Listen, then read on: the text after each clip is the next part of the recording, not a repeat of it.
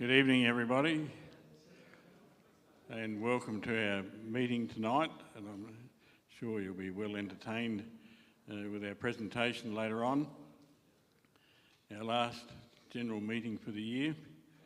You can hardly say good evening when it's a bit of daylight out there. Well, it was when I drove down here, the sun was in my eyes. So, whilst it is the last meeting for the year, it's certainly not the last event that we'll be involved with. So this coming Saturday, there'll be the formal launch of the Other Carvels book at Lungmile, and anybody's welcome to come along to that, even though the book has been on sale for some time. But the author, John Schubert, will be there. John Angus, from the Angus family, will be launching the book, and there'll be an opportunity to go for a guided tour of the Lungmile Cemetery to see where many of the Carvel family graves are located. There'll be an afternoon tea afterwards. So you're most welcome to come along if you can. And then next weekend, there's a big weekend of activity in the Barossa again, and it's sort of representing the 150th anniversary of the trek from Bethany to Hermannsburg. And on Saturday, and I think information's come out to all members about it as well, Saturday there's a concert in the show hall, and including the Hermannsburg Choir and other guest artists, and I think there is also a launch of Pastor Kempy's book and other things, and there's also activities on Sunday as well. So we have an opportunity to buy some more books if you want to. We haven't really had a shortage of them lately, have we? But they are significant and historical, and a lot of information and effort has gone into them. And so Pastor Kempy's book, he's not here tonight, I don't think, is he? When I last heard, it's probably going to be 2 volumes. Is that right? Two volumes of one book, about 500 pages each? Yeah, so a lot of solid reading. And I don't know what the cost of that one is either. Well, $100 for both of them. So the Carvel book is not quite that expensive, it's $35. I did put an article in the Leader about it, but to get an article in there without paying for an advert, which is not particularly cheap, I couldn't put the price of the book in there. I just said it's very reasonably priced. And so the information that's gone out through the churches and so forth would have all that information, but we have to be careful when we deal with newspapers to do what they want, otherwise they won't publish it at all. So there was an article that went in last week. So now I'll call on Ben to come forward with some information, and then to introduce our speaker, who probably doesn't need too much formal introduction, but it's up to Mr. Ben. Thank you. Thanks, Jeff. I've written this because I want to make sure that it is very word perfect. I actually have 2 things. As Jeff said, I want to give you all an update about a project which we're currently undertaking. We've been quite blessed to be the recipient of a grant from FoLA at Lutheran Archives. For those of you that know me, I'll start back. Let's just go right the way back. This is why I write things down, is because otherwise I get them wrong. So let's return that. Hi, I'm Ben. I'm one of the archivists from Lutheran Archives, for those of you that don't know me. I do recognise some people that I don't recognise. So, and Bethany is also an archivist. She's the more intelligent, that's why she's doing the presentation. Okay, we are quite blessed. We have been the recipient of a grant from FoLA. They received a bequest from Helen Gordon of just over $30,000, and what I just want to let people know is how we're using that.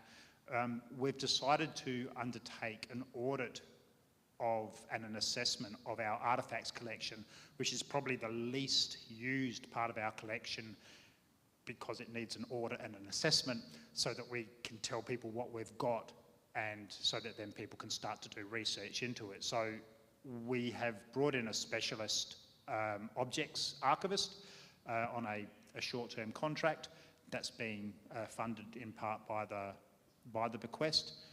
Naomi Giles will be working with us for the rest of the year. She's going through and doing that audit, looking at what we call metadata, which is all the information that sits alongside all those, making sure that our records match what the objects are and what the labels on the objects match what we've got written down, and identifying where we need extra information. As well as also working out how we should arrange it better, how we should house it better, how we should make sure that it gets preserved. So many of our objects, paper is easy. Paper, you put it in an archival folder, you put it in an archival box, you put it on a shelf. That's simple. Objects are really, really complex because you can't put wood with leather, you can't put leather with other materials, you can't put it with metals. So there's a whole lot of very deep specialist things that need to happen to work out and make sure that it's preserved in the best way it can be. And so that's what this is all about. And we are incredibly grateful for the gift from Helen, and also to her executor, Di Schlenk, and also for FoLA for working with us to make sure that we've identified a very fitting project to remember Helen by. On to what I was actually supposed to be here for. I just ring in to do that, but I'm very glad that I was able to. It is my privilege tonight to introduce my colleague, Bethany Pietsch. For those of you that know me, you will note that I am wearing a collar and a button-up shirt. This is the esteem that I hold Bethany in. I rarely, I wore one to my interview 4 years ago, and it's been t-shirts ever since. We have been working together for almost 4 years now at Lutheran Archives, and in that time, Bethany has actually become a critical part of the Lutheran Archives. She's our main point of contact to our researchers, to congregations, to districts, to pretty much everybody, because Angela and I don't want to talk to people. No, it's not true. But Bethany is a kind and generous and giving person, and is the best person to be talking to them. In fact, just this week, Lois Sveck was heard saying that Bethany has always been significant and played an important part in the history of the Lutheran Church. I'm not sure that going on to describe your niece as quaint, picturesque, and a village is appropriate, but, you know. Anyway, Bethany's strength is as a researcher. She is a historian, and she's delved into a number of areas of material from within the archives, including post-World War II care packages, going back to German, that were offered by our Lutheran congregations. She's looked at the significance of the Laun of Wartburg models, of which we hold one at the collection.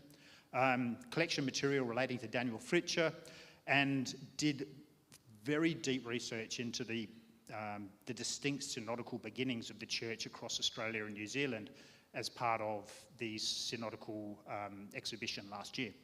And it was that led to her interest in tonight's topic, Missionary Gottlieb Blaess. She's now an accomplished writer and speaker, and Bethany has been commended on her engaging presentation style and narratives, and I'm sure that this will be the case again tonight.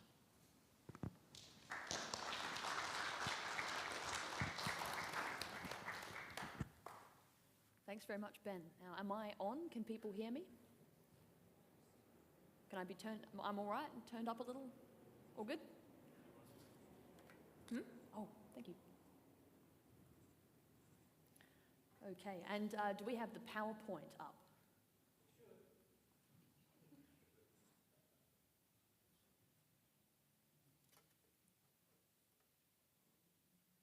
Perfect, there we go. So, how does my clicker work?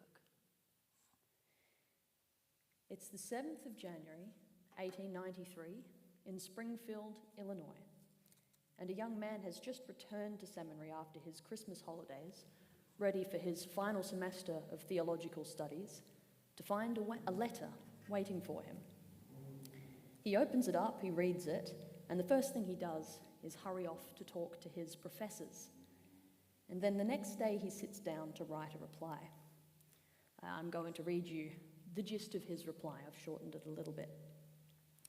It was written on the 8th of January 1893, Springfield, Illinois. Esteemed Pastor Wöhling, I have received the letter which you sent to me on behalf of the Hermannsburg Free Church. That I had not previously acknowledged receipt of it, I beg you to excuse. I was travelling during the Christmas holidays and only arrived back yesterday. I wish to express my most heartfelt thanks to the esteemed Hermannsburg Free Church for the confidence they have placed in me through this call to the highly important office of missionary to the Maori. With regard to doctrine, I believe that I am of one mind with the Church, and I stand with the Hermannsburg Free Church on the pure teaching of the whole Word of God, Old and New Testament, as it is explained in the public confessions of our dear Lutheran Church. Therefore, doctrine should not, from my perspective, be any impediment to my acceptance of the call. However, because this call is one of such high importance and responsibility, which demands a man of great ability and surpassing gifts, strong faith, great self-sacrificing courage, and solemn integrity, and great self-denial, the decision to accept or decline the call cannot be made without earnest examination, fervent prayer, and the advice of experienced men. I also feel, having been so fully supported and maintained by our dear Lutheran Missouri Synod, and having enjoyed a free education here in this Synod seminary, that I have a duty in good conscience to offer them my service, or at least to involve them in the decision when it comes to entering a different mission field. Therefore, I have made the decision in this serious and highly important matter to defer to my teachers, the esteemed professors, while I turn to God and our Lord Jesus Christ with daily and frequent appeals that I may recognize his holy will, and if it is his will, that he may grant me joyfulness and strength in the acceptance of carrying out this call. I will therefore send word on the final decision of the teaching faculty as soon as it is made. Until then, I commit myself humbly to your prayers on my behalf. With heartfelt greetings, yours faithfully in the Lord Jesus, Gottlieb Blaess, student. Now, I wanted to start here for two reasons. Hold on, we've gone a bit further forward here. There we go. This is the big turning point, obviously, in Blaess's life. This is the beginning of his New Zealand journey, the call to go out there as missionary. But I also think this letter gives us a really good insight into what Gottlieb Blaess was like as a man. You can hear in the tone of this letter how earnest and serious he is. You can see how important duty and loyalty and gratitude are to him, and how seriously he takes his obligations. You get a sense of this very thorough, meticulous spirit with which he approaches every problem and every decision. This is not a man who takes life lightly. This is a man who thinks everything through and does everything properly. And I think you can also see something of the sort of Christian that Blaess was. He's clear and firm in his confession of faith. In technical terms, he's a confessional Lutheran. He's a firm believer in the Word of God as it's interpreted and explained in the confessions of the Lutheran Church. And he's a man who depends for his strength not on his own gifts and talents, but on God's grace, and who's humbly committed to doing God's will for his life. This is the picture of him which comes across in all of the records that I've had the privilege to study and read and translate over the last couple of years. We're lucky to have a very comprehensive collection of personal papers from Mr. Blaess, possibly because his eldest son was the first ELSA archivist and so kept everything. There are three main first-hand sources of his time in New Zealand that I've concentrated on particularly. We have a large file of correspondence, both his correspondence and also his wife's correspondence. Oh, sorry, it's a little bit trigger-happy. We also have a diary which he kept from 1899 to 1906, so the second half of his mission time there. And we have a history that he wrote, handwritten in a notebook, while he was on a steamship over to Germany in 1914 to visit home. It's all ostensibly impartial, third person, as objective history, but you can't help notice that it gets much more emotional and detailed the moment Herr Missionar Blaess steps into the picture. So I'd like to acknowledge, before I get too far into things, the help of Elizabeth Edser, Elvira Bola-Provi, and Lois Zweck in helping me transcribe and translate some of these documents. I certainly wouldn't have been able to get through quite as much as I did without their help. And some of them were also partially translated and summarized in Eric Blaess's Under the Southern Skies Blaess Family History book, which has a whole opening chapter on Blaess, which I'm indebted to as well. So let's get stuck in. I introduced you originally to Blaess as a student in America with the call to New Zealand in his hands. By that time he was already 28 years old and he was no stranger to big decisions. You may be wondering where this Gottlieb Blaess came from, and I'm in the fortunate position of being able to let him tell you in his own words. I was born on the 24th of November, 1864 at Neustadt Wernigerode in the Harz Mountains. My father was Friedrich Blaess, a gardener. My mother was Augusta née Krebs. I was baptized on the 4th of December 1864 in the St. Johanneskirche by Pastor Wackernagel, which I think is a wonderful name. From the age of 6, I attended public school.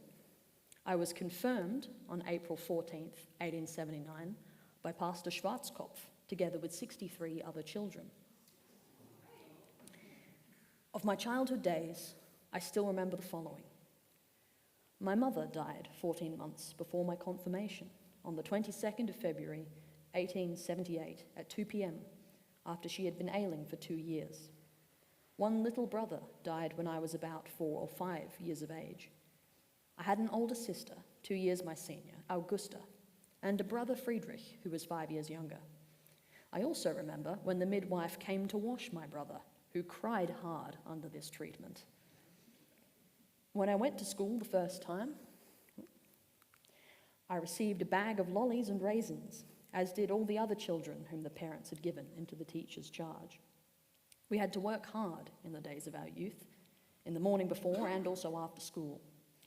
After school and during noon recess, I often had to carry dinner and coffee to the cabbage gardens and fields for father and the labourers. If it happened that I fell and spilt the food and coffee, it had evil consequences. In the evening, father often told us stories and songs containing stories. My father did not attend church too often. Church life in the state church was in a very deplorable condition. The regular Sunday attendant was regarded as a wowser. Only on primary festival days were the churches crowded. Otherwise, only 50 to 60 out of a congregation of 3,000 to 5,000. Confirmation lessons had to be attended by everyone who during the time between Easter and December attained the age of 14. Every confirmand was obliged to attend church on Sunday forenoon and afternoon. We also had to record the theme of the sermon and the leading thoughts, giving a report thereof at Monday at confirmation lessons. When mother was confined to bed, my sister, then 15 years of age, had to see to home duties. Since she went to market on Saturdays in place of mother, I had to stay home from school and attend to things, cook food and do the selling, for we sold greengroceries and seeds. People came from morning to evening. For my mother, I had to fetch several dozen seltzer water bottles prescribed by the doctor. I took a keeper, a basket on my back, and carried the heavy burden therein. When my mother took to bed, a deaconess came to nurse her, but stayed only during the day. She was very pleasant and often exhorted us to pray for mother. When mother died, I was at school in the afternoon. A girl came and told the teacher. When I arrived home, mother had already passed away. Mother's death affected me very much. I regarded it as a divine punishment and vowed to God to become more pious and to love him better. My sister then had a hard time. Father was always discontented, no matter what we did for him, and we became shy.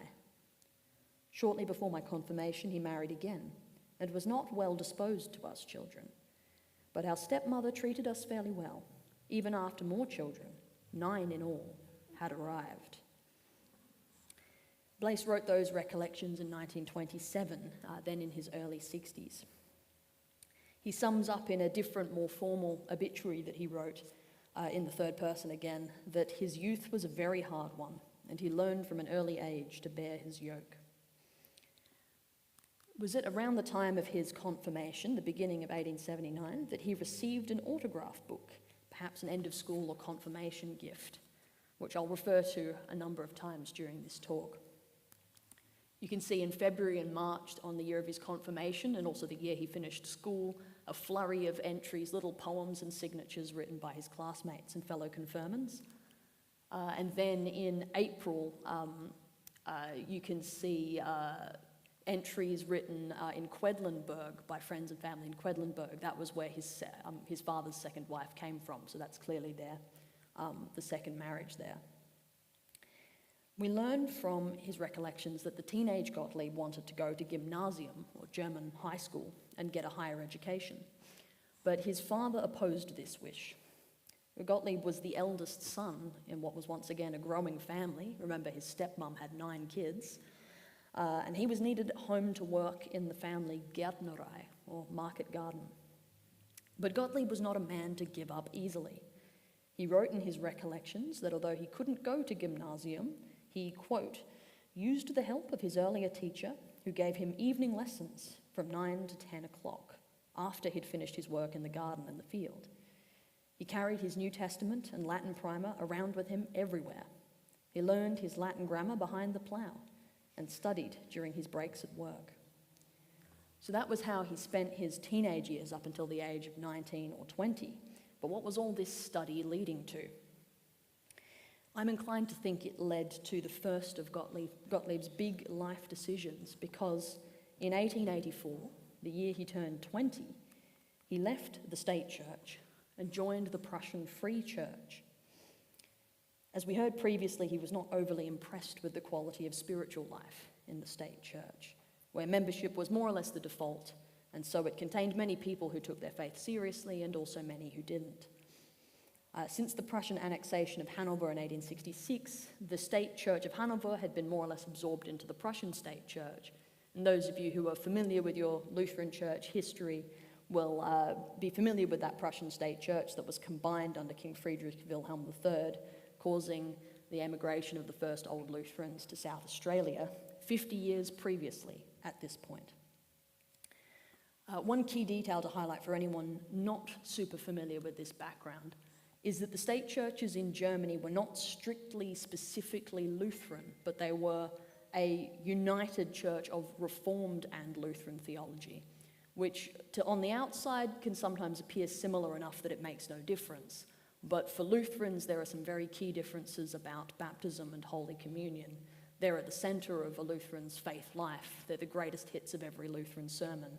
And difference of teaching around this would make the confessional Lutherans in Germany uneasy. It would trouble their consciences to be going to church where different things were taught about that.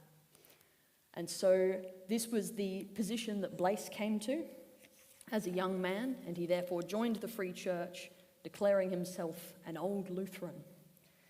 This no longer got you put in jail or fined by the police. Lutherans were now tolerated in Prussia. However, it was not popular with his father, who threatened to disinherit him over it, though the threat was never carried out. I can't imagine that his father approved very much of his next move either, because later that same year, he left home, travelled north to the town of Hermannsburg in order to begin training as a Lutheran missionary. Most of you are probably familiar, or somewhat familiar, with Hermannsburg Mission Society. It's the same Hermannsburg responsible for our Hermannsburg in Central Australia, founded by Louis Harms in 1849 for the training of Lutheran missionaries and pastors.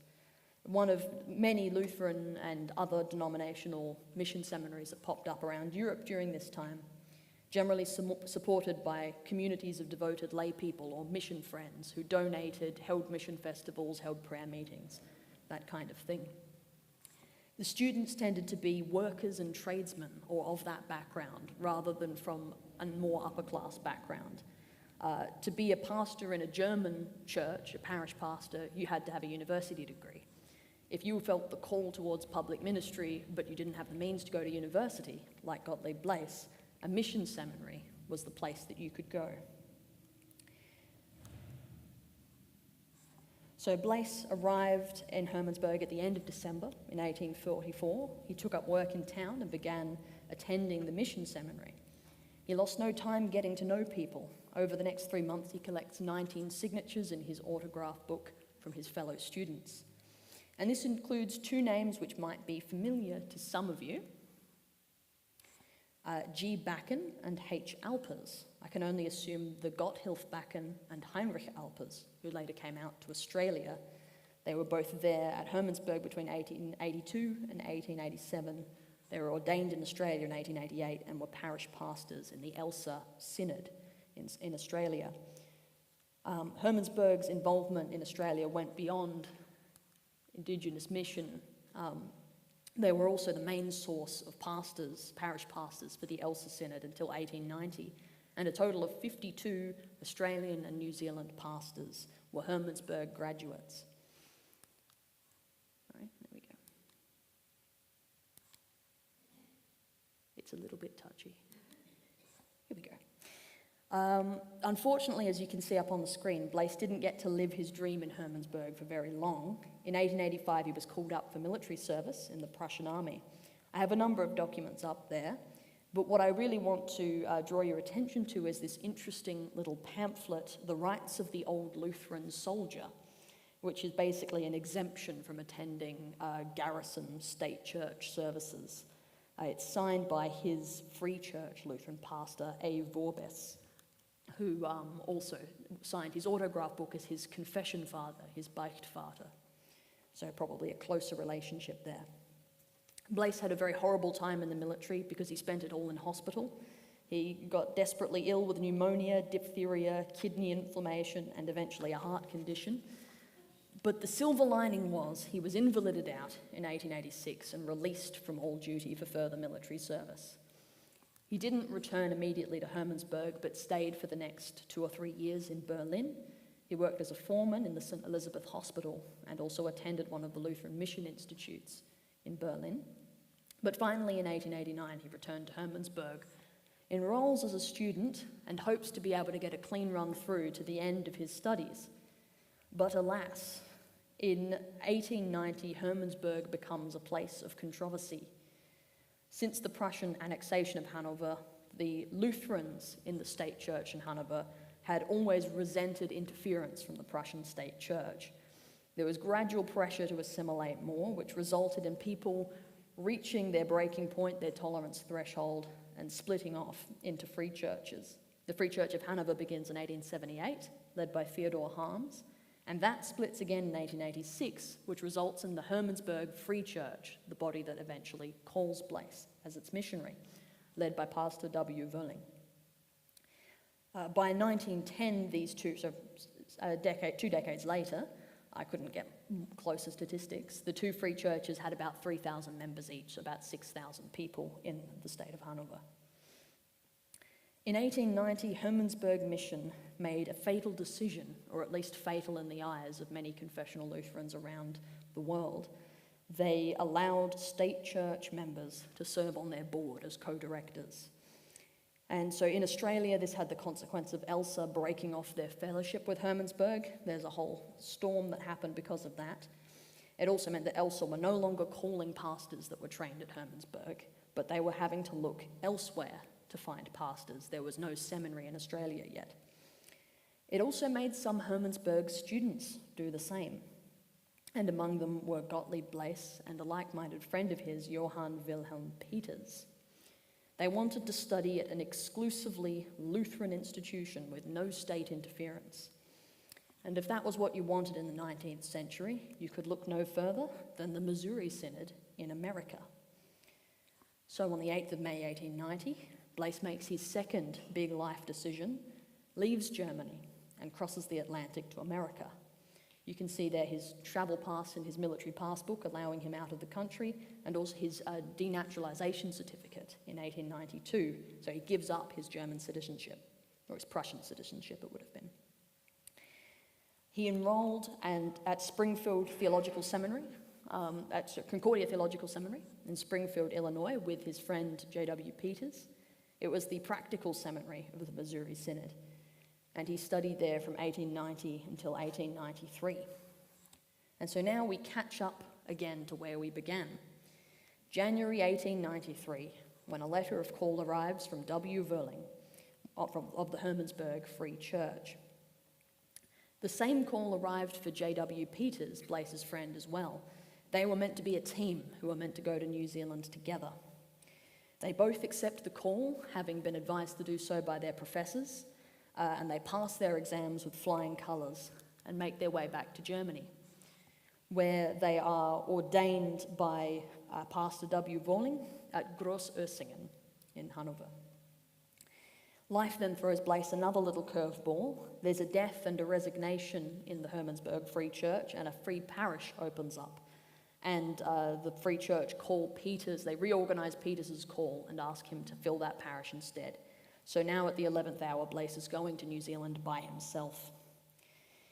He spends the next few weeks holding mission festivals around Germany, drumming up support in the congregations, and he finally sets off on the 30th of August on the steamship Hohenstaufen, where he drafted a letter of farewell to his mission friends, offering them all a spiritual, hearty shake of the hand and exhorting them to pray for him as he goes to fulfill his call. While he's on his way, I'm going to tell you a little bit more about where he's going to bring you up to speed. Those of you who came to the FoLA talk in February will have heard Dr. David Hilliard talk about the Scandinavian Lutheran community, and particularly one of their longest-serving pastors, Mads Christenesen. There was a parallel community of German Lutherans in New Zealand. In New Zealand, it seems, as far as I can tell, that the split between the two synods was a split down ethnic lines, Germans and Scandinavians.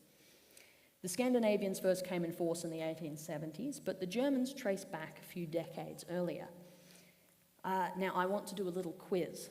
Can anyone tell me the first Lutheran missionaries to arrive in Australia? I don't need their names, but which mission society they came from and where did they go?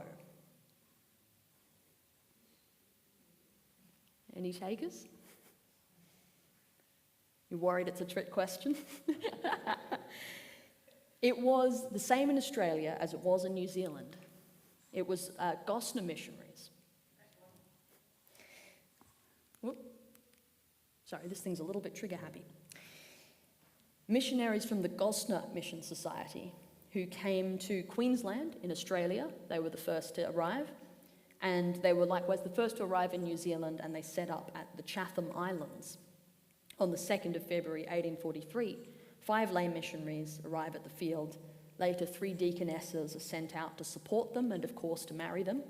2 of them missed out, unfortunately. Their mission work never gained a solid foothold, and so the mission closed by 1850. All the missionaries except one left. Johannes Engst stayed behind. And another familiar name for some of you will be CFA Schurmeister, who goes on to become an influential church leader and founder in Queensland. But the first large-scale migration of Germans comes later that year, as the ship St. Pauli arrives in Nelson on 14th of June 1843. On board there are 160, oh wow, this thing keeps going ahead. There are 116 German colonists, and that includes 4 missionaries sent by the Hamburg-based North German Mission Society. Of these 4, Johann Friedrich Reimenschneider and Johann Friedrich Heinrich Wohlers were already ordained. Johann Wilhelm Christoph Heine and J.H. Trost had also been trained but weren't ordained yet. And Trost was an older man who ended up having some health troubles and went back to Germany in 1849. But the other 3 stuck around. So those initial St. Pauli settlers arrived in Nelson and took up land they'd bought before they set out in the Mootry Valley. They named their first village Paulidorf after the boat that had brought them out, St. Paulidorf. But floods and destruction of crops turned it into a bit of a disaster, and they were forced to abandon it. The migrants split up. Some went to other parts of New Zealand, some went to South Australia. But some stuck around and moved a bit further up the valley. They were led by a man called Kurt Bensemann. You can remember that name because it will come up again. In around 1850, they established a new village called Upper Mootry, which we've skipped past again, which is the location of the oldest current Lutheran church in New Zealand, as far as I'm aware. You can see they're dedicated in 1862, and Heine was ordained in 1849 to serve that Nelson area, the Lutherans there, and eventually in Upper Mootri. But what happened to the rest of the missionaries? As already mentioned, Heine remained behind, but the others wanted to fulfill their quest of mission to the Maori, and there were very few Maori in the Nelson area, and the ones that were there were already Methodists, so they had to travel elsewhere. They decided to go in opposite directions. I'm not quite sure why. But Volas heads to the far south. He sets up at Ruapuka Island, which is right down off the coast of the South Island. He gets given a house there by the chief Tuawaika. In 1848, he gets another helper, Abraham Honore, a Dane. In 1849, he gets perhaps an even more important helper. He marries an English widow, Eliza Palmer, who already spoke Maori, apparently. They remain there until Volas' death in 1885. Meanwhile, Riemenschneider heads north to the Taranaki region. And I'm going to pause to introduce you, let you have a good look at it there. It's that bulge on the sort of southwest corner of the North Island, dominated in the middle by Mount Egmont, as it used to be known, or Mount Taranaki, which is its modern name. That was the area that you're going to hear a lot more about in this talk. It was a region of considerable unrest. It was a sort of stronghold for most of the Maori who resisted the colonial government and didn't appreciate their land being parcelled up and sold to settlers.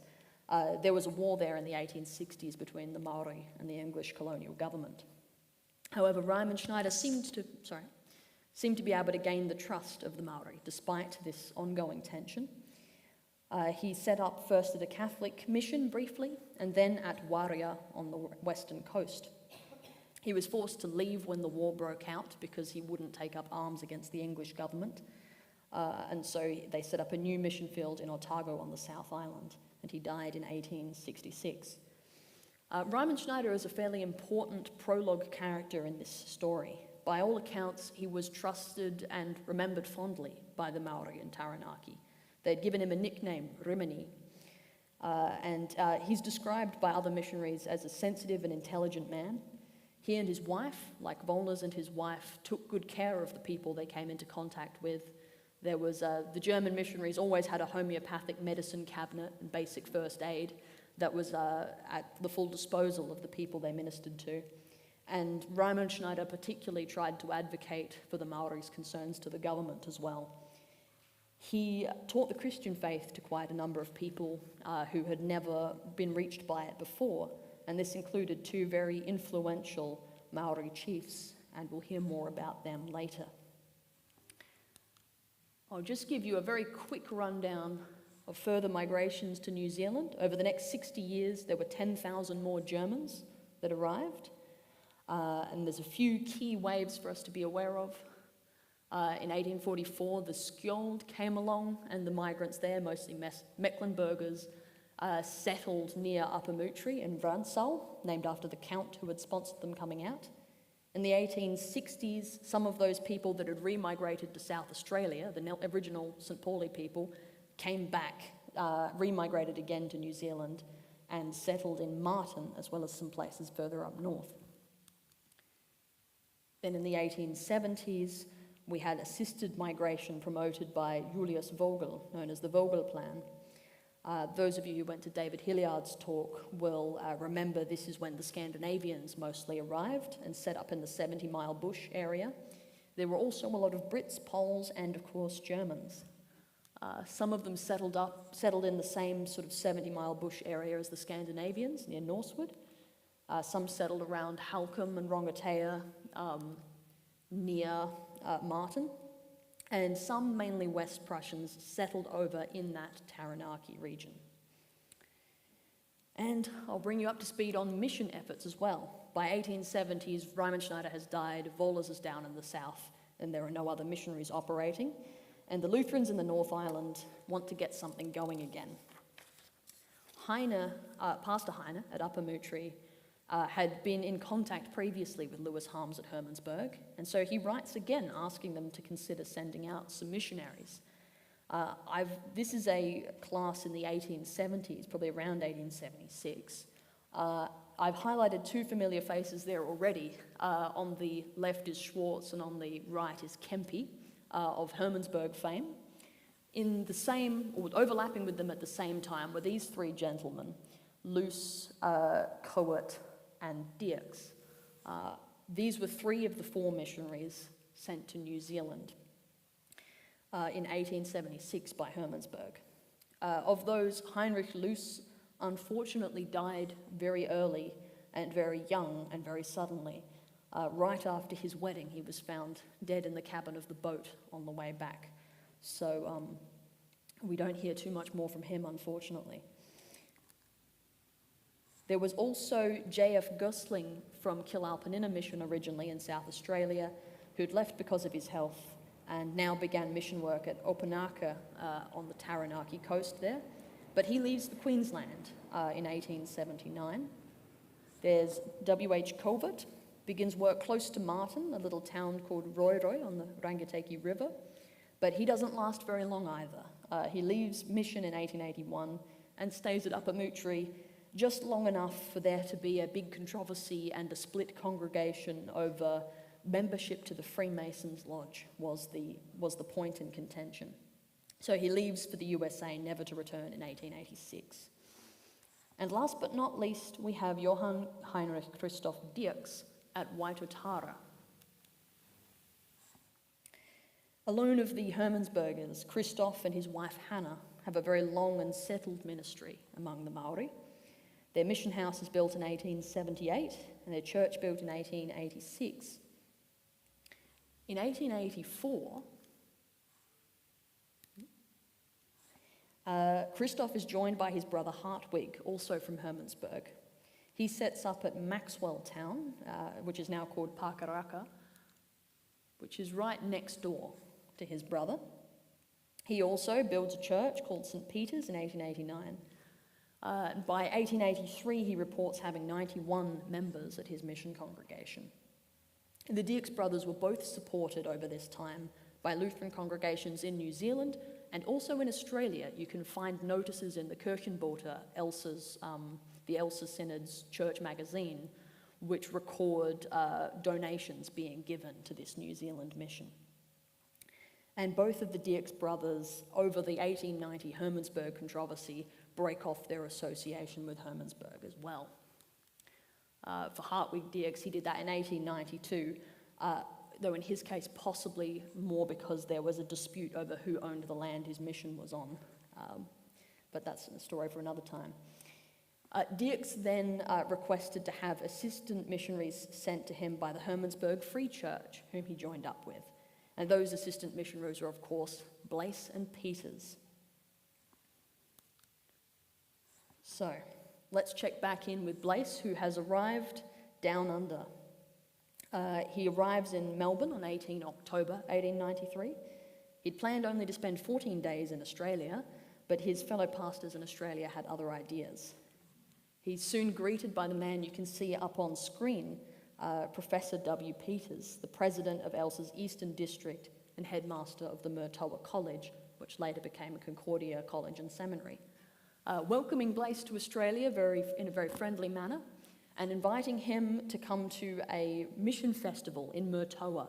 He tells Blaess to simply abandon your plans to go straight to New Zealand, stay around in Australia, travel around, meet people, get support going for your mission. And Blaess takes his advice. He goes on an absolute whirlwind tour: Gregory, Barmbuttock, Munabla, Germantown, Waldkirch, Melbourne, Adelaide, Bloomberg, Harndorf, Lobethal, Wynium, Nainai, Natamak, Vectus, Murtoa, and Hochkirch. He goes to mission festivals in all of these places. His diaries and memoirs recall little details such as when he visited Lobethal, the recently widowed Mrs. I, wife of Pastor I, wraps him in blankets and tells him to rest because he's got a bad cold, which I thought was quite cute. This was also a rip-roaring success for the mission because all of those things, according to his total in the Kirchenbote, added up to well over between 20 and 30 pounds, which would be 4 to 5 grand in today's money. So he does pretty well with his fundraising. And finally, on the day after his 29th birthday, he leaves Melbourne and is on his way to New Zealand. He lands in Wellington, 5th of December, and there's no rest for the wicked. He is immediately wanted at a mission festival in Upper Moutere. He doesn't manage to get there in time for the mission festival, but it's by no means a wasted trip, because he meets a young woman there called Doretta Magdalena Benseman. She is the granddaughter of Cord Benseman, who started that Upper Moutere settlement. She was born, baptised, and confirmed in Upper Moutere, and she's a New Zealand girl. Blaess stays for 10 days in Upper Moutere before he goes to join Missionary Dierks, and before those have passed, he is already engaged. It was a whirlwind romance to end his whirlwind year. So he heads off to his mission field. Doretta promises to write to him, and we know that she did because we have a beautiful stack of their love letters to each other at the archives, which make very sweet reading. Okay, Blaess joins Hartwig Dierks at Maxwelltown. His installation takes place on Christmas Day. He begins learning the Maori language from Dierks, and he begins teaching the children on the mission station. There's a few Maori boys that are staying there, but it's mostly children of European settlers. Not many of the Maori actually live on the mission stations close to the missionaries. They weren't as nomadic as Indigenous Australians. They live out in their villages, or pa, they're called. And so if you wanted to missionize to them, you had to go to them. Mission in Taranaki, therefore, involved a lot of travelling. I'm now going to read you a little bit from Blaess's New Zealand mission history, which he wrote after the fact in 1914. Several journeys to the Maori were also undertaken at this time.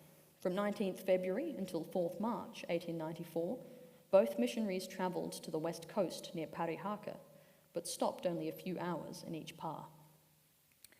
From Opanaka, Blaess made a mission trip on behalf of Superintendent Dierks to the Germans in the Taranaki province, while Dierks returned to Maxwelltown. Blaess sought out the Germans in Awatuna, Kaponga, Stratford, Midhurst and Inglewood, who had already been without any spiritual care for over a year. The way he found the first Germans was quite curious. His horse had lost a shoe, and he stopped in at the nearest smithy in order to have his horse reshod. He had heard that there were Germans living along the main road, but he thought they were still quite a way off. In a conversation with the smithy, he asked whether there were any Germans living in the area. The smithy told him that his neighbour, whom Blaess had already ridden past, was a German, and that there were several other Germans living in the area. Had the horse never thrown a shoe, Blaess would simply have ridden past them. So he stopped in there and was received with friendliness, and was able to hold a divine service there that evening, about which the people, who had been without any spiritual care for a year, rejoiced and were thankful. From here he was given information about where he might find other Germans, and so the next day he continued his journey further through the ancient virgin New Zealand forest. After half an hour's ride, a storm blew in, and the missionaries soon realised that the bush had caught fire. The roads were frightful. The fire went over the main road. The smoke was so thick that Missionary Blaess had to close his eyes and get off his horse and walk as fast as he could. The settlers had all cleared their furniture out of the houses onto the road because they were afraid the houses would go up in flames. It was a fearful ride, but after many hours, horse and rider arrived in Stratford and found guest accommodation with a German colonist. The forest in the night, with its trees standing in flames, offered an awesome sight, grander than the largest firework in the old fatherland. For the settlers, however, it was a frightening time. While in Inglewood on this journey, Blaess also wrote to his fiancée Doretta.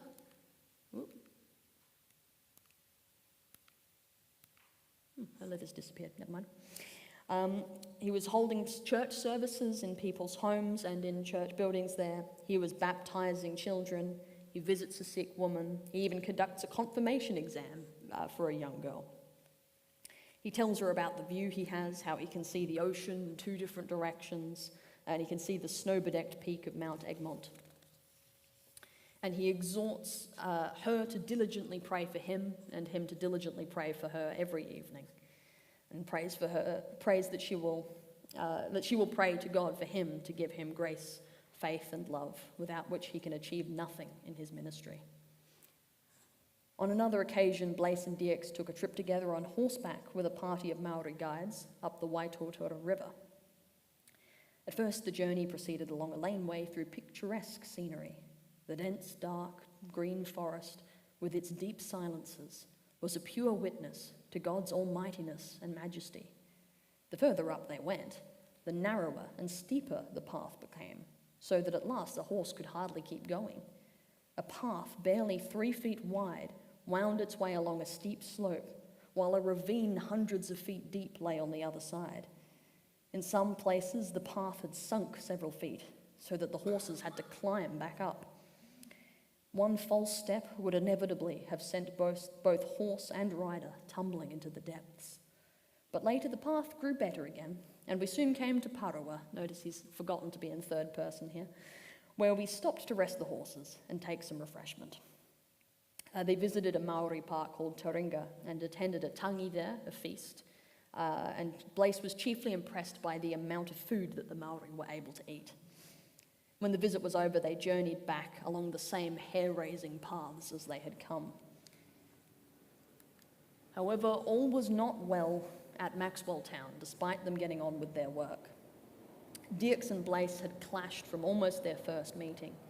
According to Blaess, Pietsch laid very great weight on his title as superintendent, and Blaess wasn't very happy with how he was treated.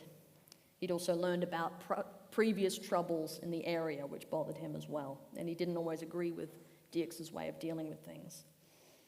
And sadly, they couldn't work out their differences. Things came to a head in April after he'd only been there 3 or 4 months, and he leaves the mission. He seems to have been keeping his new family in Upper Mutri informed of events and of his own discouragement and distress at finding himself in conflict almost immediately after getting here. But he receives 2 letters during this time, which I did want to share with you. Ooh, we've skipped ahead.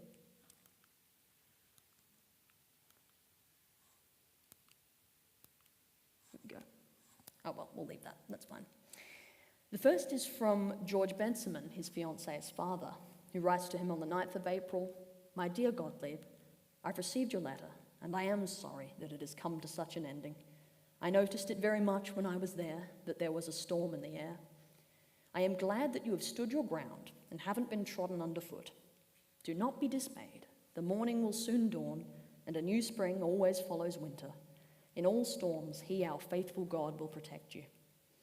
Our pastor has already written to Australia, and, pastor agrees, I will send your letter to Pastor Volling, so that they in Hermannsburg know what is going on here." And then, despite the fact that the marriage has not actually taken place yet, he still signs off, "With heartfelt greetings, I remain your father, G.W. Benjamin." And later that month, he receives another consoling letter, this time from his future wife, Doretta, which I'm going to read to you because it's so delightful. "My dear Gottlieb, I received your letter on Wednesday, and I feel properly ashamed of my laziness in writing.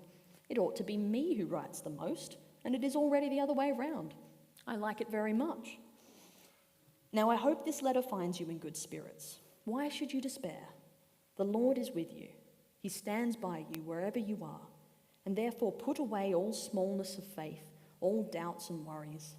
For even if the whole world were to perish, the heart cannot, it must not, become anxious, because it knows I am in God's hands. God is with me. So in the greatest need, in all ills, a Christian's heart should be as Pastor Gerhard sings. Unverzagt und ohne Grauen soll ein Christ, wo ist, stets sich lassen schauen. Wollt uns noch den Tor aufreiben, soll der Mut dennoch gut und fein stille bleiben. In our Lutheran hymnal, this is hymn 413, "Why should cross and trial grieve me? Need I fear Christ is near, never will he leave me." And the verse that she quotes for him is the 4th verse in our version. I've got a different translation here. "True believers, daunted never, where they dwell should reveal their true colours ever. Fears of death may gall and fret them, still should they trusting stay, and with courage bear them.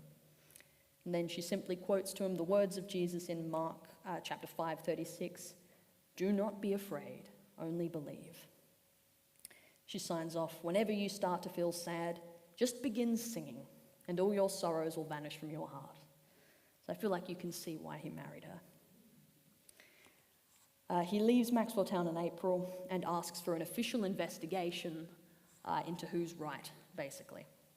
It's too far for Volling to travel himself, so he appoints an Australian pastor to go in his place.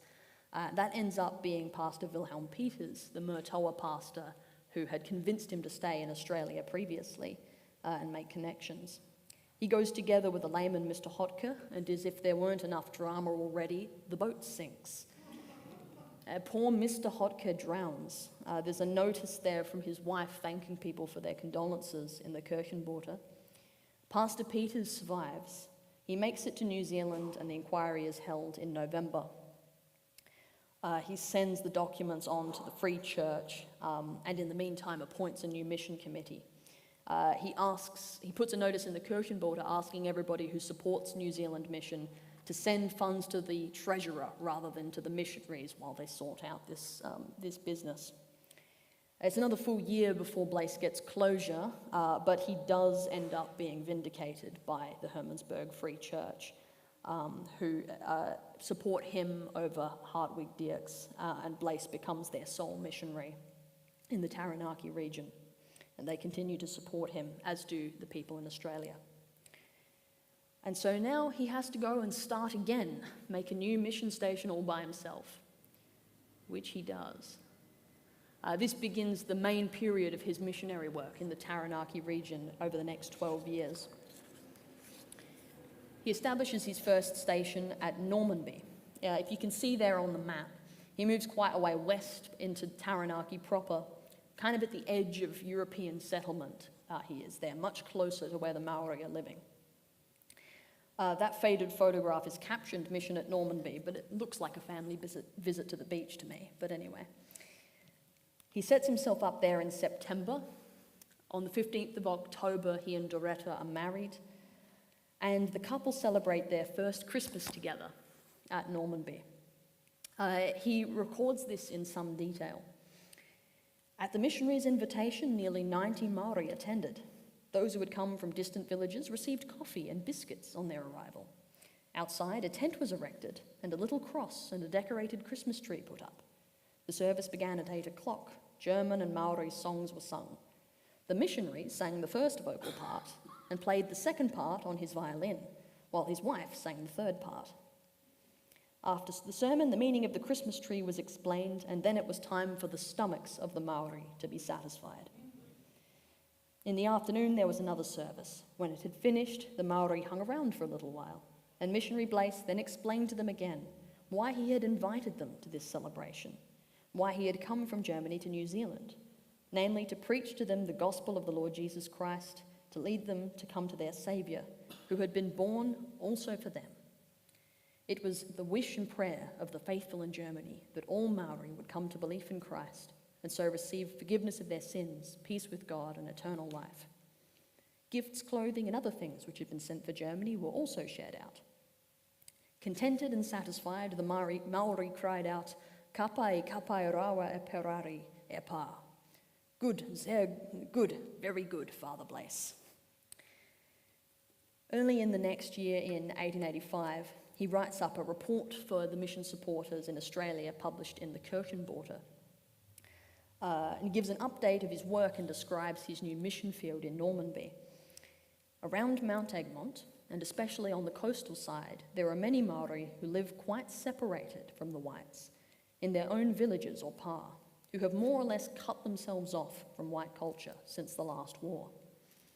In the area around Normanby, there are 7 pa, which I visit almost every Sunday in order to hold services.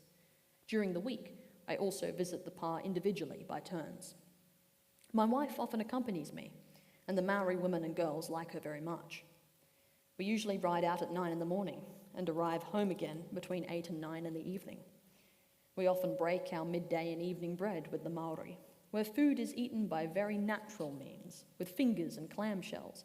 There is hardly a fork or a spoon to be seen out in the pars. One lament that he puts here is that in his Christmas celebrations, he wasn't able to give a Bible to everybody who wanted one.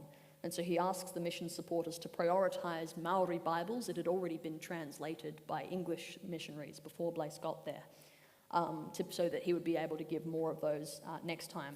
Donate those rather than clothes and food, was Blaess's advice. Regarding spiritual matters, he reports that the Maori were friendly in general, but did not have much desire to know God's word. The majority of the Maori, the Taranaki Maori, are not Christians, and nor are they completely traditional Maori either. Most of them are followers of Te Whiti. So what was that about? Who was Te Whiti? Te Whiti and Tohu were the two influential Maori chiefs who were taught by J.F. Riemenschneider. But since that time, they'd taken on board some of his teaching. They'd learned a lot about the Bible, but it hadn't exactly made them Christians. They were prophets and joint rulers of Parihaka, the largest Maori settlement in Taranaki. They were seen as religious leaders and prophets even before they attained Christian knowledge, and the Christian knowledge was seen as a sort of an addition to their knowledge. And they sort of had their own religion built from it. They saw themselves as prophets foretold in the book of Revelation, and they thought that the prophecies there related to the Maori and their struggle with the white settlers. In addition to this religious movement, they were also both very politically involved. They were both involved in the war in the 1860s, and later they decided to commit to pacifist means of resistance, ploughing fields that settlers had bought to try to slow down their colonization. They spent several months in jail and various things, which sort of added to their popularity and their sway among the Maori people. So in short, anyone interested in winning the hearts of the Taranaki Maori would need to make contact with Te Whiti and Tohu.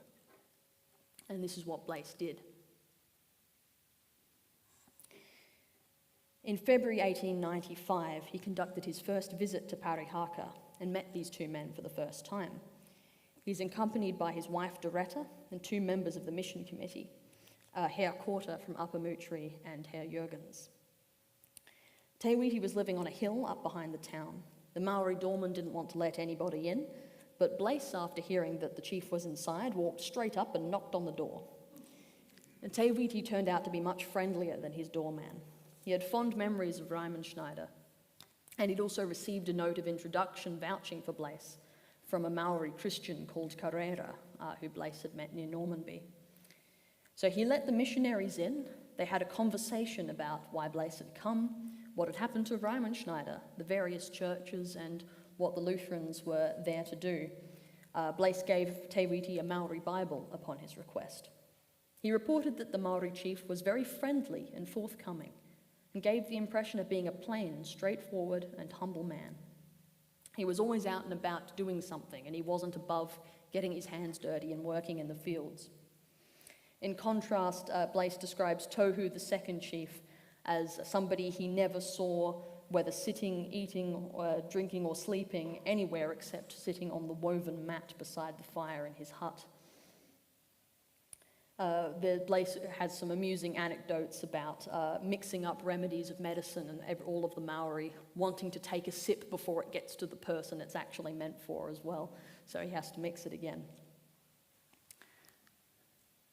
So Blaess remained at Normanby for another 2 years after that event. The eldest two children were born there.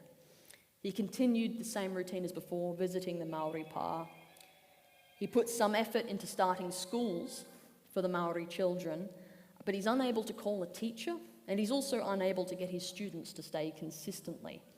Followers of Te Whiti, once they hear that Blaess is giving religious instruction, whisk their kids away.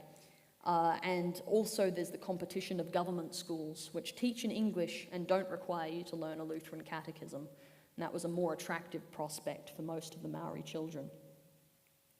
He also continues his ministry to German families, holding services in the Taranaki area. He has a second visit to Parihaka the next year, still finds the chiefs friendly, but more so than their followers, who are not very interested still. By 1896, he's made contact with a few different individual Christian converts. So he does, and also people who become interested over the course of his ministry as well, including a man called Ranui, who comes back here and there. But already in October 1895, the mission committee have decided they really need to relocate closer to Parihaka. That's the heart and centre of everything. So Schwartz and Blaess visit New Plymouth together to scout out new land for sale. They actually get toured around Riemenschneider's old mission station, which is now owned by a farmer, and see where his old hut was. But they end up buying land at Pungarehu. So you can see on the map, it's right over much more on the coast. It's 2 miles away from Parihaka, that big Maori town. This is a view from the top of Mount Egmont. And I'd say Pungarehu and Parihaka are right about there, where that arrow is. So Doretta's father, George Bensaman, is a carpenter. He draws up the plan for the new mission house for free. Building gets underway that year, and they're eventually able to move in the next year, though the builders are apparently extremely lazy, and Blaess ends up having to do all the coats of paint himself. They're also, interestingly, Te Whiti offers them a house or offers them rooms and puts them up for the last month while they're waiting for the house to be finished. So clearly a trusting and friendly relationship had been established there.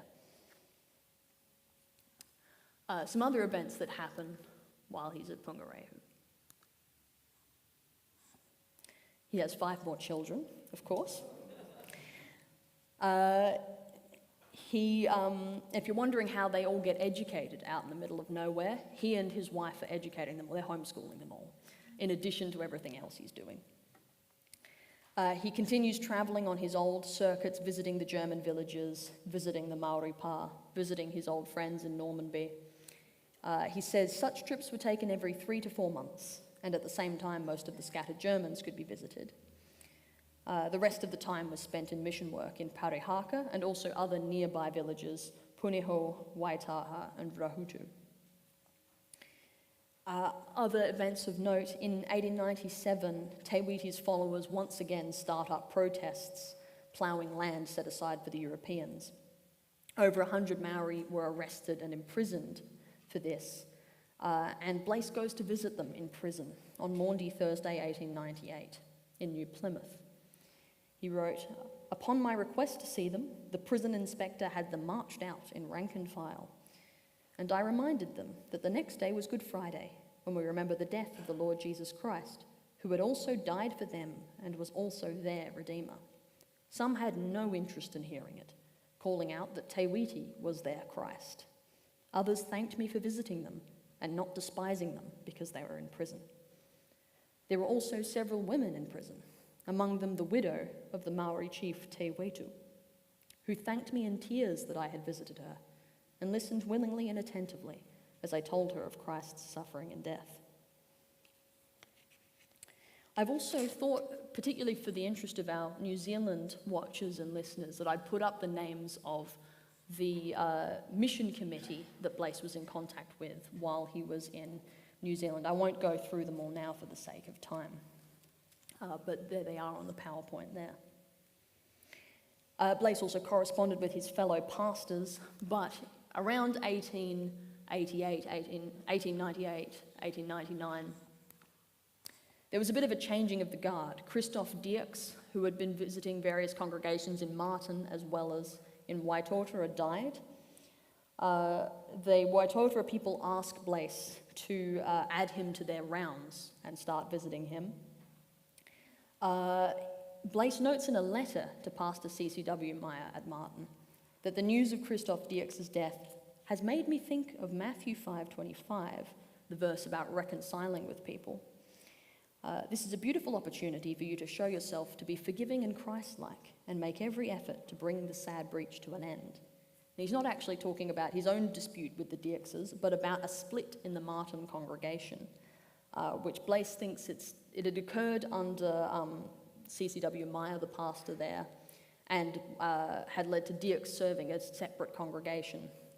Through Blaess's sort of mediation and suggestions, that congregation ends up getting back together, but they lose their pastor. CCW Meyer leaves. And so the Martin parish, encompassing Halcombe, Rongotea and surrounds, is united again, but also vacant. And so they naturally ask Blaess to come and visit them. They had no choice, because he's now the only Lutheran pastor on the North Island of New Zealand.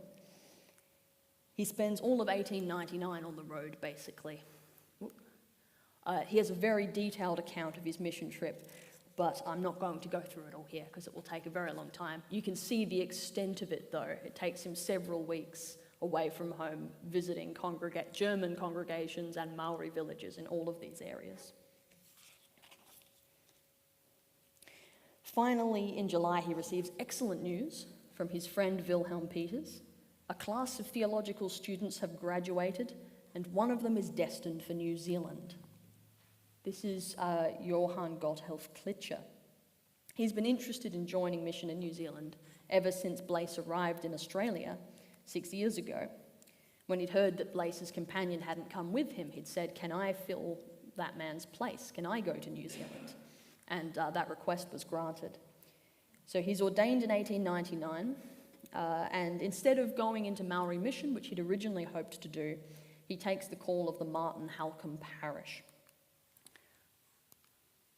Here we go. And so he relieves Blaess of the need to travel quite so far every couple of months. He also joins the mission committee, and so he and Blaess end up working quite closely together, now the only two Lutheran pastors on the North Island.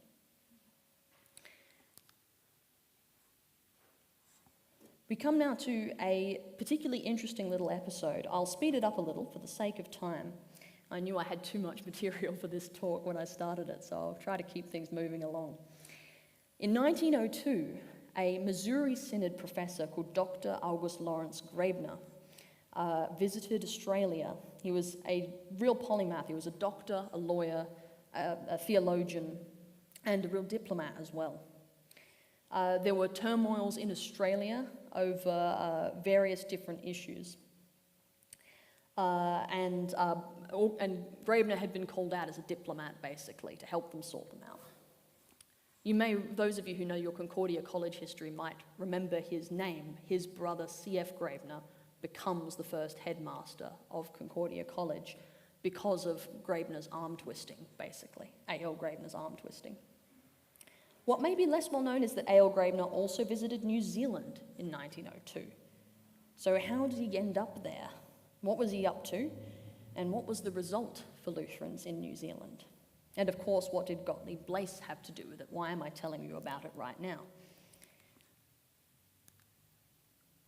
So Blaess's involvement begins with two circumstances. The first is, yet another pastor is leaving New Zealand. W.F. Schwartz is leaving the Upper Moutere congregation. The congregation, there's been a split there as well. There are two congregations. They're thinking of getting back together, but Blaess writes to one of the elders that they need to do this properly. They can't fudge the issues. They need to make sure a proper reconciliation happens.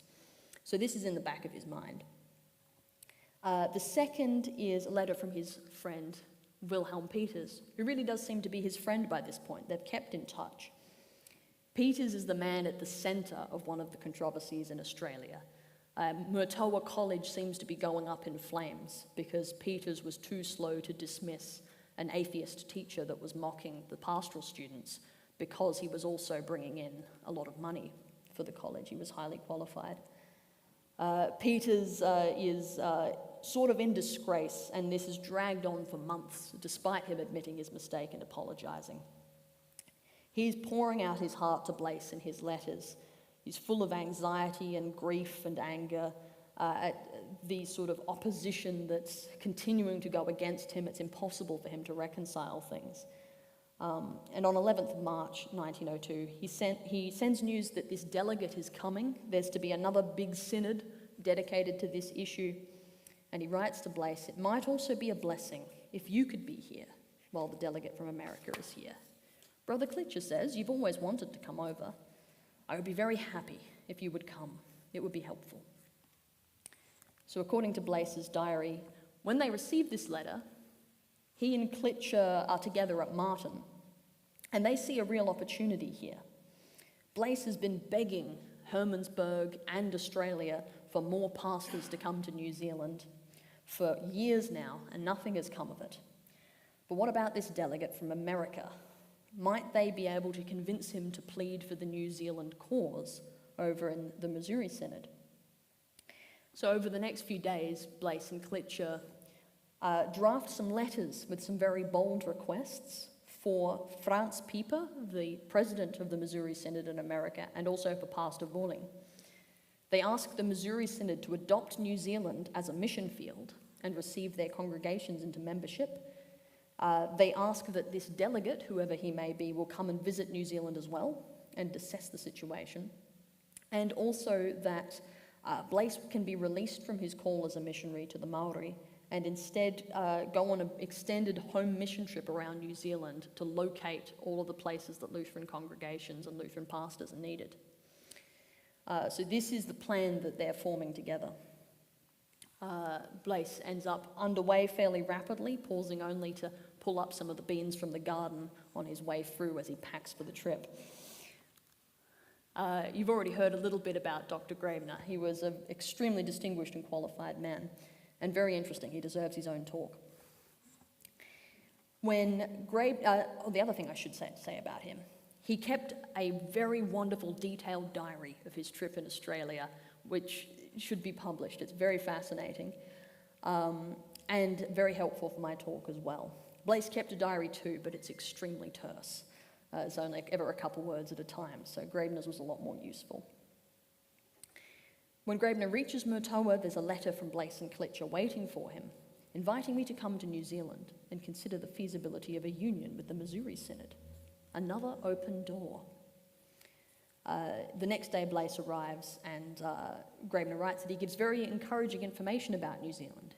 He also seems to have given Graebner some statistics because Graebner is writing them in his diary on the train to Hochkirk the next day. The census for the 31st of March 1901 gives New Zealand 4,833 Lutherans or German Protestants, 3,154 males and 1,770 females. And he lists the totals of Lutherans in the various different districts. So Blaess has been doing his research. Besides visiting Peters, Blaess spends considerable time with Graebner, accompanies him on a trip over to Adelaide and Lobethal, accompanies him to Melbourne, and they even spend an afternoon wandering around together through the Sydney Art Gallery before they get on the boat to New Zealand.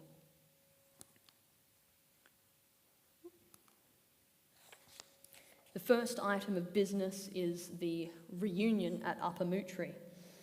And the first thing they do is visit the pastor of the other congregation there, J. Teal, who you can see on the screen there.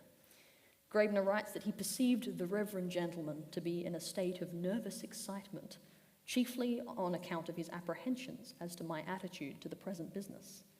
However, these three clergymen all find themselves in agreement theologically, so that's a very promising start. Church the next day, and then the congregation meeting goes without a hitch. Graebner does his work in helping each party to understand exactly what they're agreeing to, laying it all out. And on 8th of May 1902, Ascension Day, St. Paul's Upper Mootry becomes one united congregation, same as Martin. So now these two big German settlements in New Zealand, both of those congregations have been united. From here, Blaess takes Graebner home with him to visit the mission station. It's an absolutely miserable trip. It's raining and stormy the entire time. He takes Graebner on the mission rounds. First to Parihaka to meet the Maori chiefs. Tohu welcomes him with an extremely grand speech. And then they visit all of these different German congregations in the Taranaki that Blaess has been visiting. Inglewood, Midhurst, Stratford, Awatuna, as well as Waitotara, where the Diexes were, which Blaess has now added to his rounds. Graebner is a very observant and thoughtful man, and this whole time he's pondering the question of whether the Missouri Synod can help out in New Zealand. During a lunch stop on the road in a general store, he observes a lot of new American axes were going like hotcakes, and it gives him food for thought as he asks himself, should the Lutheran Church in America consider New Zealand at a greater difference than the American manufacturers do? He can also see that his influence is likely to be welcome. During the many home visits to listen to people, listen to their troubles, and talk with them about what they want to be done, he notices a lot of Missouri Synod periodicals and publications like the Abendschule. And when he asks about them, he's told that, yeah, basically everybody reads them around here. And Thiel, the pastor at Upper Mootry, as a parting request, asks for a free subscription to Der Lutheraner and Lehre und Wehre. So it's clear that they're somewhat aligned. In Inglewood, Midhurst, Halcombe and Martin, Graebner speaks to the people there about their needs, and he explains how the Missouri Synod works as a structure, how the congregations relate to the Synod and so on, and the sort of work that their itinerant missionaries do. They eventually complete their rounds. Graebner and Blaess part ways at Palmerston North. Graebner returns to Australia for the Synod at Hochkirch to decide poor Pastor Peters' fate, and Blaess returns home to Parahaka, where he wearily records in his diary after 3 weeks on the road in the wind and rain, "Kids all sick."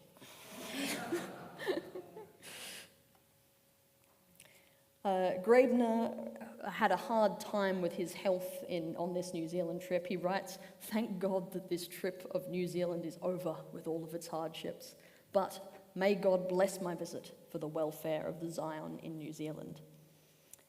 His prayer's already been answered because his visit is already bearing fruit. We now have 2 established united congregations with larger parishes, each with a very strong, active confessional Lutheran pastor, Klitscher in Martin, Thiel in Upper Mootry, and Blaess looking after Taranaki. I was very excited to find a photo of the 3 of them together. Blaess refers to it in his memoirs as their Concordia Verein, their Concordia Club. A.L. Graebner is a man who comes good on his promises. Not only does Concordia College get C.F. Graebner, his brother, as its new principal, but armed with Blaess's statistics and his own first-hand experience, he convinces the Missouri Synod to send out some cavalry to help Blaess and Klitscher and Thiel with all of these 4,000 Lutherans in New Zealand, most of whom don't have pastors. So the Missouri men arrive. In 1903, Martin T. Winkler as an itinerant missionary. 1904, the Martin congregation receives A.H. Tyler. And in 1905, FHS Hasselt arrives as a second missionary. You can see Blaess officiating at Winkler's wedding there. And so, at long last, 20 years after the Scandinavians, the Germans are finally getting organised. In early 1905, there's a meeting of the pastors you can see up on screen. Perhaps even that's when this photograph was taken. Blaess's correspondence file contains a letter he wrote probably to Theo Nicol, the president of ELSA in Australia. "If I'm not mistaken, I promised to write you news of what was decided at our conference at Martin regarding closer alignment with your synod. However, the brothers consider it to be too early to make a decision on this matter, because we must first consult the congregations and give their opinion due consideration. As you would have read in Kirchenbote, we are working this year towards bringing a synodical union between the individual congregations into a reality. And once this, God willing, has been achieved, then the question of closer alignment with the First Synod will be discussed." And this goal was eventually achieved, though not until 2 years later. On 20th January 1907 in Martin, the Evangelical Lutheran Concordia Conference in New Zealand was formed. That was the first time that the German Lutherans in New Zealand actually all belonged together as one group that was sort of recognised as such.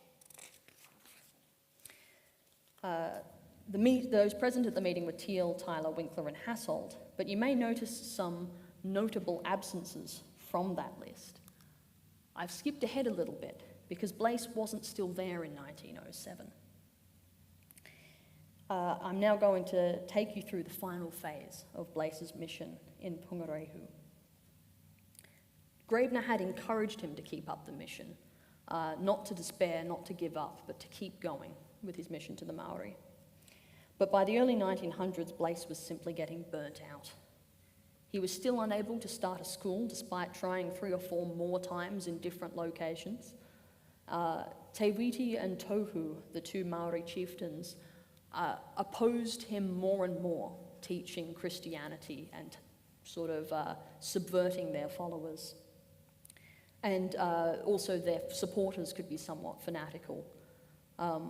Blaess says he would invite Maori to attend services in Pungarehu, but only a few showed up, then only 2 showed up. And finally he was waiting every Sunday in vain, and so it had to be given up again. So he went and tried to preach in the villages and in Parihaka, but most of the Maori walked away, so that only 1 or 2 remained to listen. He'd also had another few sad events in the last couple of years. In 1903, Klitscher died very suddenly. He was only in his early 20s, he would have been 23, 24. Very suddenly died after an operation. Blaess was away on the South Island visiting Germans in Christchurch, and he heard about the heart attack. He hurried back, but he was only in time to bury him. His only co-worker for several years in New Zealand, cut off in the bloom of his youth out of the blue. The silver lining for him was the hope that his friend W. Peters, still suffering in Murtoa, would accept the call and come to New Zealand. Peters is initially enthusiastic, and Blaess is as well, writing his prayer at the end of one of his letters that the Lord will soon lead you to me. But in the end, through a series of messy and sad circumstances, with ongoing conflict in the synod, Peters ends up refusing the call. And this is a bit of a blow for Blaess as well.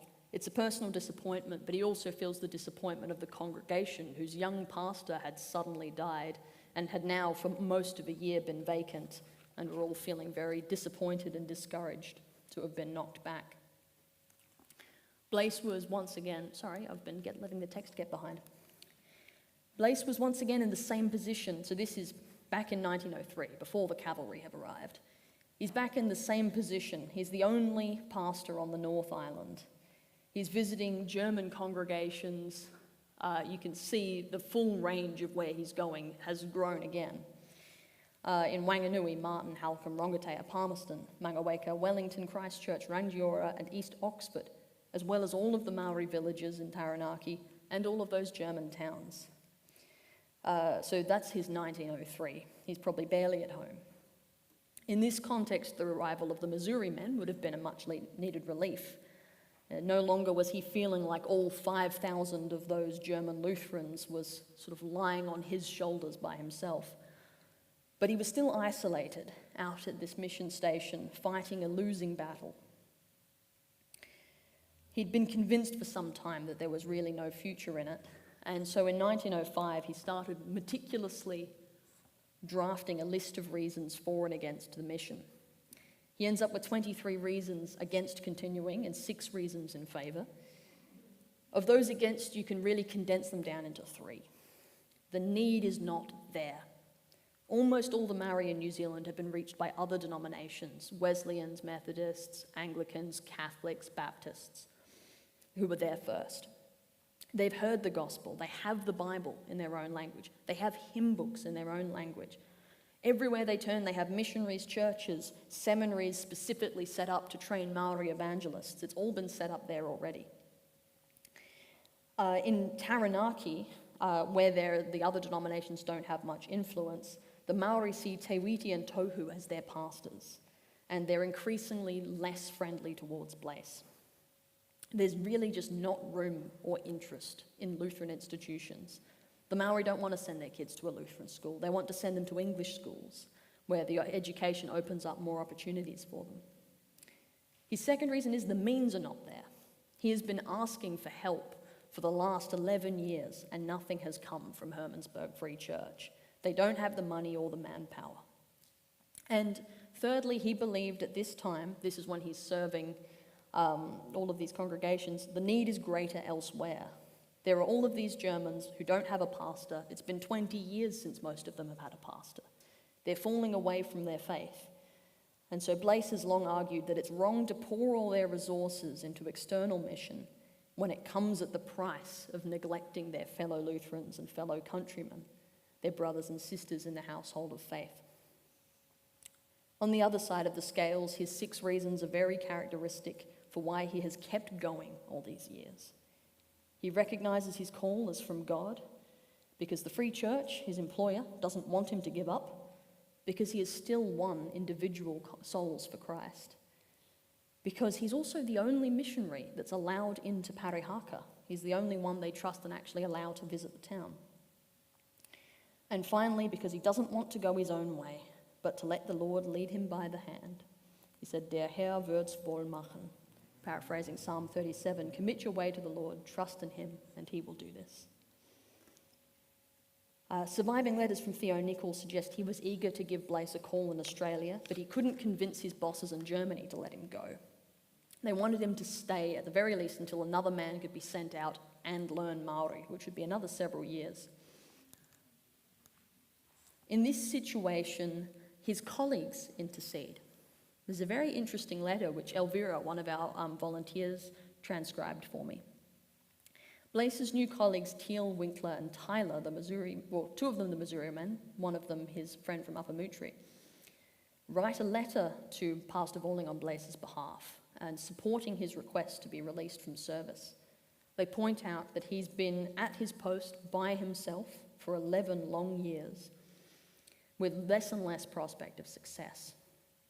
They're convinced that in his situation it's only natural that all motivation and drive and joy in one's work would be ground down over time. And they also point out that at this point it's impossible for him to hold services for the Maori, and he's no longer needed to hold services for the settlers with the other people coming. If he's held in this post for yet more years, not being able to preach, they say he might go downhill or deteriorate. It's unclear whether they mean practical skills or his well-being, or both. So they recommend that he be allowed to take another call, preferably to a settled congregation, in good conscience, with his employer's blessing, feeling like he has done his duty. Pastor Walling does eventually consent via a telegram on the 5th of April in 1906 to allow Blaess to go. There's quite an amusing sort of telegram storm as the Australian pastors are rushing to ensure that Blaess doesn't go elsewhere. Darso, the district president, urgently wires Nicol saying, "Write Blaess immediately or we'll go America." So Nicol sends a telegram to Blaess which simply reads, "Come Adelaide, everywhere welcome, call settled shortly." And this was convincing enough. So Blaess and his family sell the Pungarehu mission late in June 1906. The family spent several weeks in Wanganui, Martin, Halcombe, Upper Mootri and Wellington, visiting all of their friends. And then on the 7th of July, Blaess, Doretta and their 7 children, by that point, leave New Zealand, bound for Australia. So what was the legacy of Blaess's work among the Maori? We've seen what he achieved for the Germans, but what about for the Maori? He was often opposed in Parihaka, but nevertheless he was trusted. He was the only missionary allowed in. He was allowed to keep preaching to individual souls, and he was allowed to visit the sick and the destitute. He talks about cases of people who came to faith through his ministry. A Maori, Oki by name, who was sick for many years and lived in a miserable little hut, completely neglected by his family, who the missionary had been visiting diligently, died in faith in his Saviour.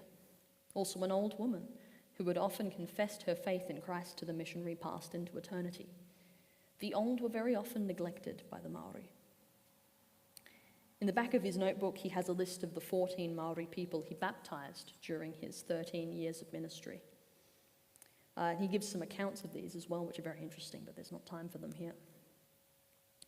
I wanted to draw your attention to the last name on that list that I've got circled there. This is probably the most well-known and most quoted part of Blaess's legacy, And that was how he interacted with a man called Hamawera Te Punga.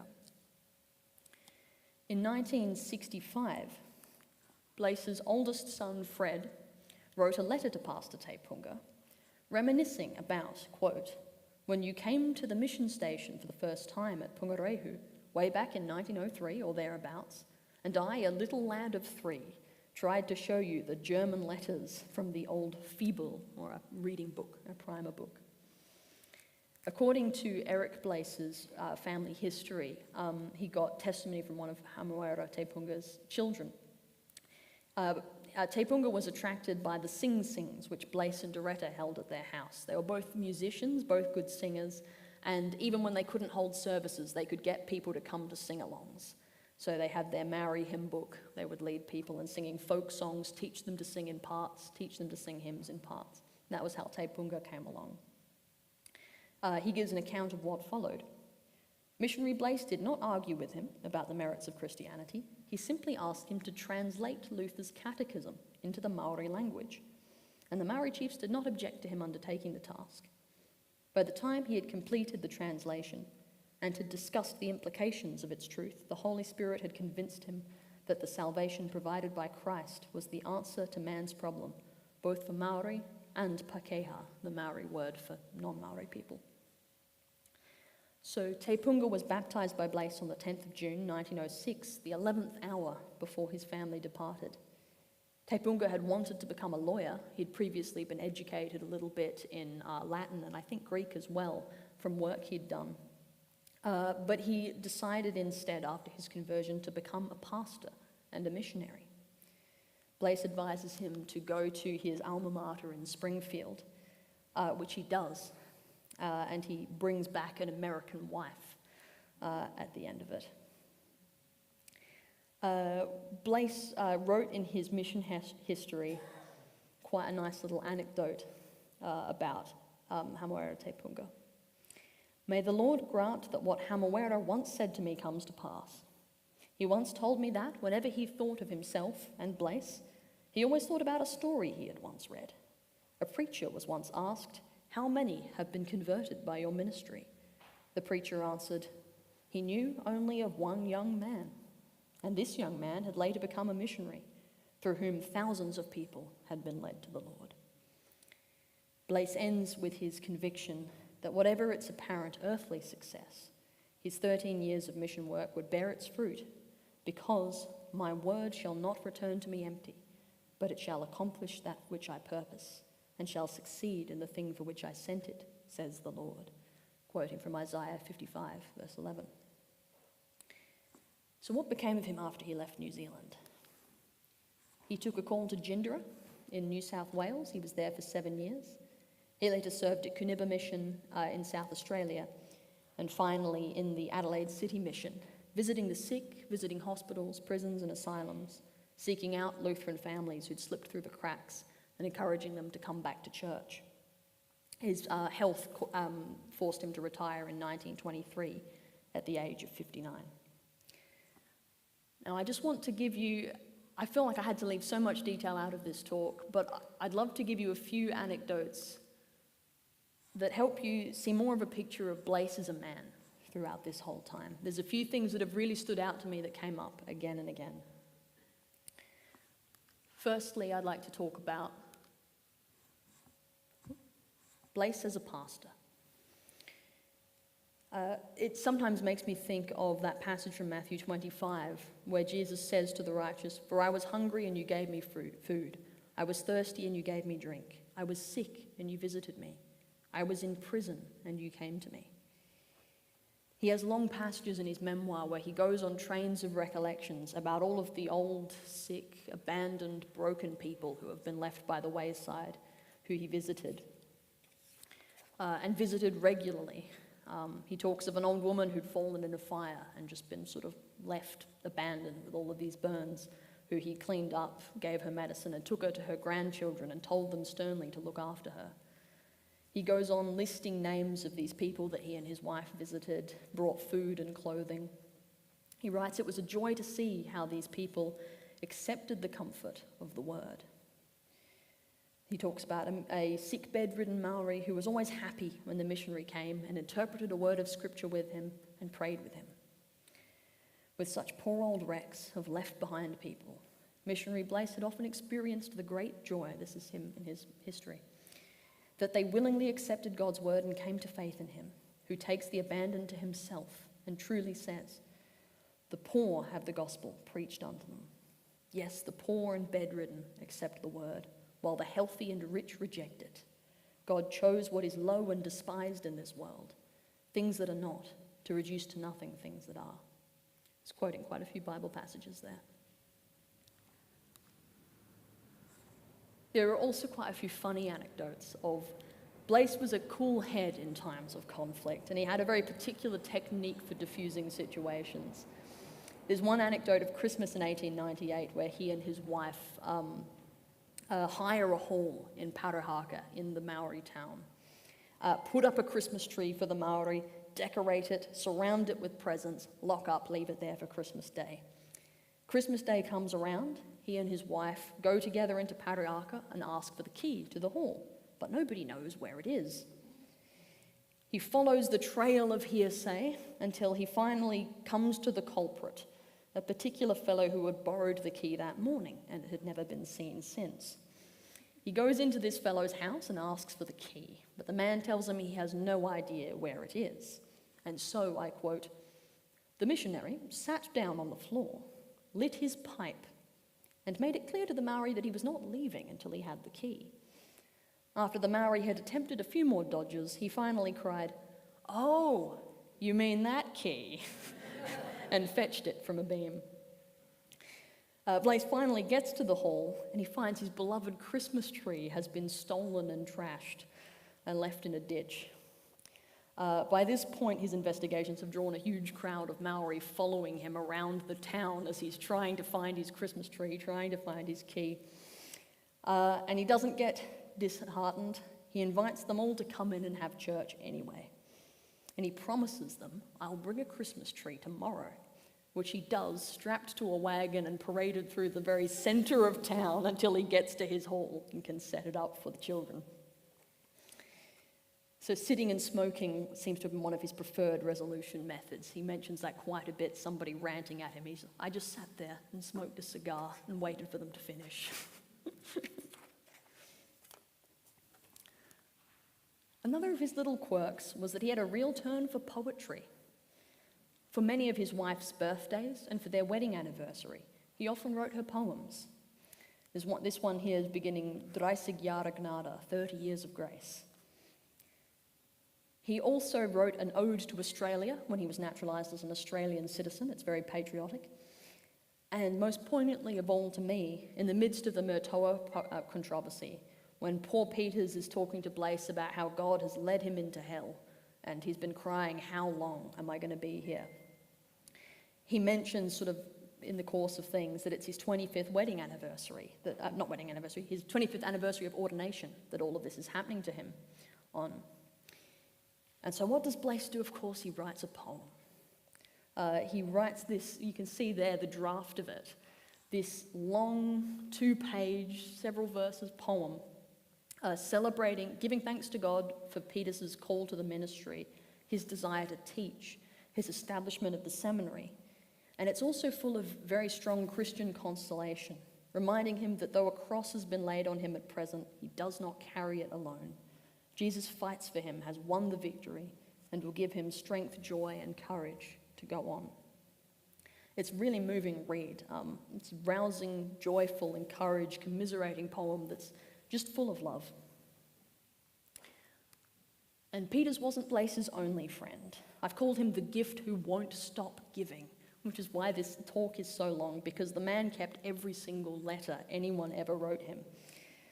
Every time I looked into the folder of a colleague, there were letters to Lieber Bruder Blaess in there. He stays in touch with J.W. Peters, who ends up a pastor in Nebraska. There's a photo of one of his letters up there. You remember all those signatures in his autograph book. He seems to have forgotten about it for a while, but it appears again in Australia, signed at Gindra by H. Kempe, the Kempe of Hermannsburg fame. and also at Kaniva Mission by his co-worker J.H. Holman. And finally, how can you not when he has 15 kids? I want to talk about Blaess as a father. In their 29 years of marriage, they have 15 children and all of them survive infancy, even though they're out in primitive conditions. He homeschooled his younger kids. They were able to go to school once he got to Australia. And it's clear that he loved his children very much. When he suffered a stroke in 1923, he thought in the aftermath that he was going to die, and so he wrote a long letter to his family with a personalised paragraph for each of his children. For example, to his eldest son, Fred, then a missionary in India, he writes, "Frederick, plain and faithful, diligent and wise, your service is meant for the Lord and his redeemed. Work with blessing to the glory of the Lord and the salvation of his church, a leader of your people and many others, a faithful guide, a fearless witness to the truth, exercised through tribulation, crowned with blessing that abideth forever." And to his youngest daughter, little Aura, who was only 3 years old at this time, "Aura, my little treasure, the apple of my eye, the Lord will grant you life and whatever is good. May the Lord be your life, your strength and your power. You will be a consolation to your mother in her old age, her life's radiance, a sunbeam in the evening of her life."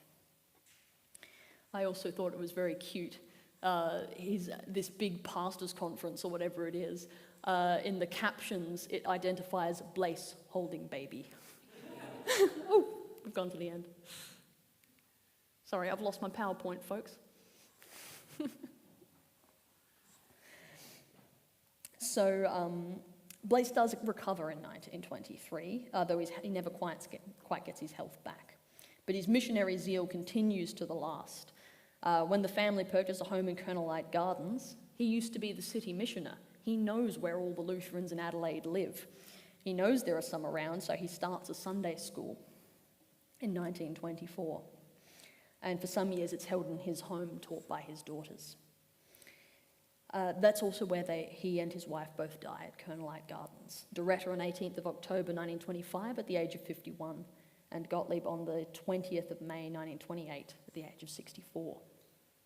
Survived by 14 of his 15 kids. Sadly, one of them died in a motor car accident a couple of years previously. And a number of descendants I wouldn't dare to try to count. Among them, 4 Lutheran pastors who bear the Blaess surname, and I imagine several more who don't. I didn't have time to go through the whole book and count them all. And of course, he left his enduring legacy in New Zealand, both for the Maori people and for the German Lutheran Church in New Zealand, which I hope, if people are able to take something away from this talk, it is that perhaps Lutherans in New Zealand owe Blaess more than they ever realised they did.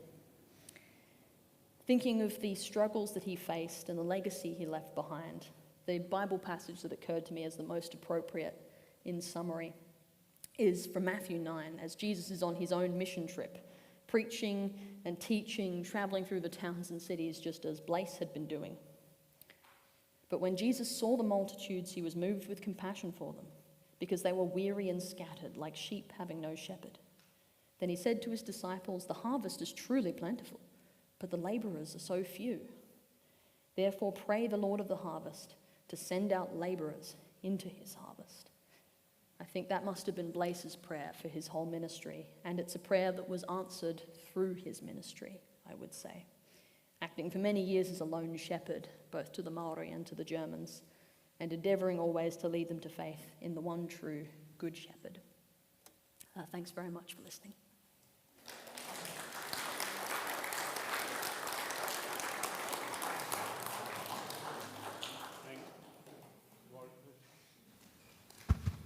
Thanks, Bethany. She didn't read it all out, so we'll be here a lot longer. I'm sorry, I'm afraid we went rather long. But I understand that she's also writing a comprehensive article for the journal. That's right. Yes. Now, is there any questions anybody got? All asleep, eh? Okay. Well, then I'll call on Naomi, his granddaughter, to give a vote of thanks.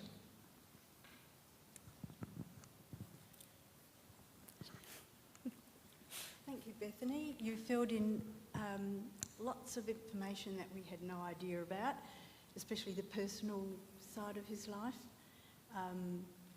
It was most interesting for us.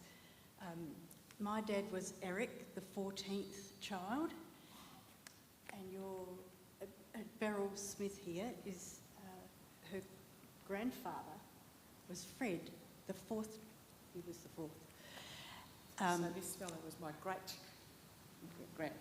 Yeah, and so Fred was 17 when my dad was born, and my dad, yeah.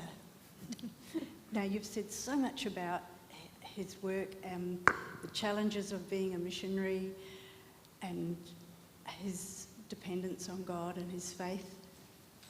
Yeah, it was really impressive. But you didn't mention that his wife and having 15 children. The older daughters always did a lot of work to help and support her, but obviously they had a great family life as well, moving around all over the place. And my dad was Eric, who was the pastor, and we spent 10 years in Wellington and visited a lot of those places in the Taranaki and Wonderful. Upper Mootry and the Benzimans down there, and yes, that brought back lots of memories for me. And Beryl? I'd just like to thank you sincerely for doing all the work that you did to tell us the history of what has happened, especially with these people going into a pretty well foreign country and trying to understand a very different language, and Maori people would be very, very different to the Australian Aboriginal people as far as learning their language. They are a very fierce and strong people. So it is amazing to hear all the things that he did in such a short time. I mean, 11 years is a long time, but when you put it like that, he must have had the guidance of our Heavenly Father to continue, and to continue. So thank you so much for bringing us to awareness of all the things that have happened in the past. Wonderful research.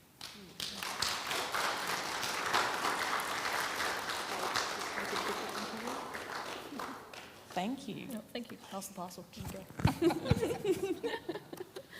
Okay, thank you. So are there any other members of the Blaess family here tonight? Oh, two more. Wonderful. Another one there, another one there.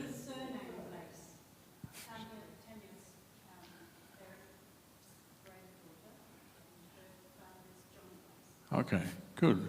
Well, welcome here, all you people. This is the first time you've been to one of our meetings?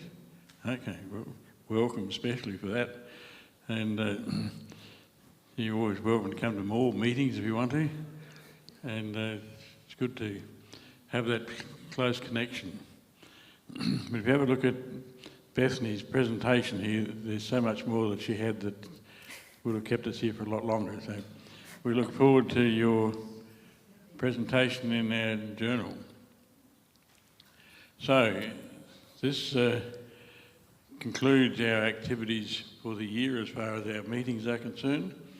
Our next meeting will be February next year, and we do have another FoLA newsletter coming out before then to sort of give you information about the first meetings next year.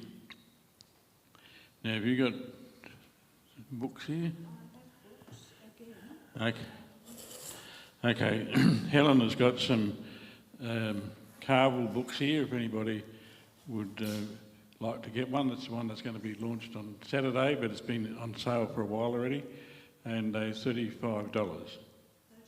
35, yes. So if you want one, see Helen, there's a huge amount of very detailed information in that, and John Schubert put in a colossal effort to put all that together for the wider family of the Carvel family, and also more details about Pastor Carvel himself.